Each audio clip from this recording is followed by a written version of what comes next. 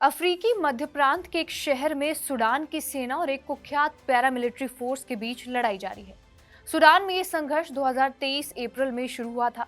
इस संघर्ष का प्रमुख कारण सूडान की सेना यानी कि सूडान आर्म्ड फोर्सेस एसएएफ और अर्धसैनिक बलों यानी कि रैपिड सपोर्ट फोर्सेस के बीच सत्ता संघर्ष है। जब सेना और आरएसएफ के बीच बढ़ते तनाव ने राजधानी खार्तूम और देश के बाकी हिस्सों में खुली लड़ाई का रूप ले लिया था।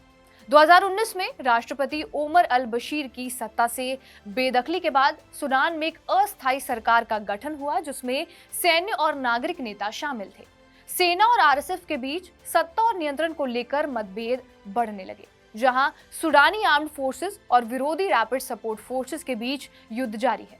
वहीं सूडान में दोनों के बीच ये युद्ध अब देश के दक्षिण पूर्व क्षेत्रों में पिछले कुछ दिनों में तेजी से फैलना शुरू हो गया है। साउथ सूडान सीमा से लगने वाले सूडान के दक्षिण पूर्व क्षेत्र सेनार स्टेट, व्हाइट नाइल स्टेट और ब्लू नाइल स्टेट में दोनों पक्षों के बीच झड़पें लगातार जारी है। दोनों पक्षों के बीच जारी इस युद्ध में आरएसएफ ने वर्तमान में सेनार राज्य के अधिकांश क्षेत्रों पर अपना कब्जा जमा लिया है।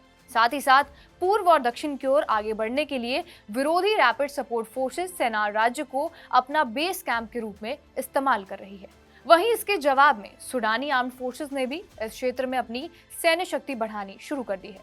विरोधी रैपिड सपोर्ट फोर्स की ओर से सेनार राज्य के ज्यादातर क्षेत्रों पर कब्जा करने के जवाब में एसएएफ ने भी इस क्षेत्र में बड़ी संख्या में जवानों को तैनात किया है। इसके साथ ही एसएएफ लगातार इस क्षेत्र में हवाई हमले भी कर रही है और आरएसएफ के सैन्य ठिकानों को चिन्हित कर उस पर भारी बमबारी भी कर रही है। वहीं एसएएफ की ओर से जारी बमबारी में आरएसएफ के ब्रिगेडियर जनरल अब्देल रहमान अलबिशी की भी मौत हो गई है।